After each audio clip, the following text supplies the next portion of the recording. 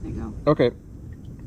Hi, this is Dr. B, and we're here in a mangrove swamp, actually an estuary. It's where fresh water in a river meets the sea. You can hear the surf behind me, and this is a tidal area, so the water goes up and down. Right now it's high tide, so the cool, amazing mangrove plants are kind of shutting down and not absorbing the salt.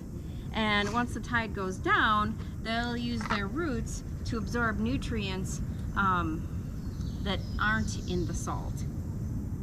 Mangroves have a lot of cool adaptations to deal with this mix of salt and fresh water.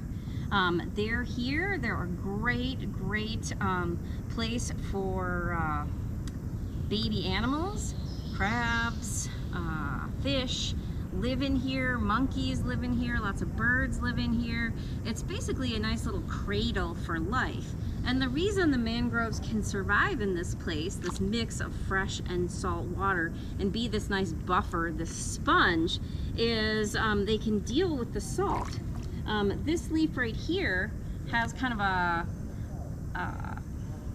paste of salt and water here.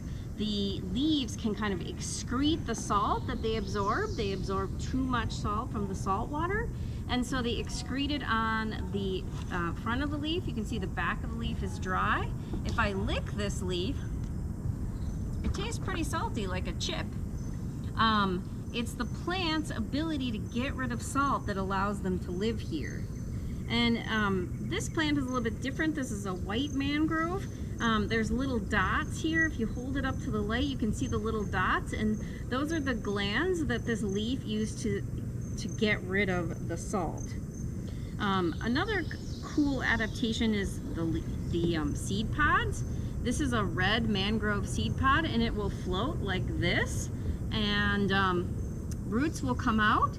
It will get washed out to the sea, and it will float around in the sea and try to find a new place to live. It can float around in the sea for up to 8 months. Barnacles will actually grow on it. It hangs out in the sea so long, looking for a new home.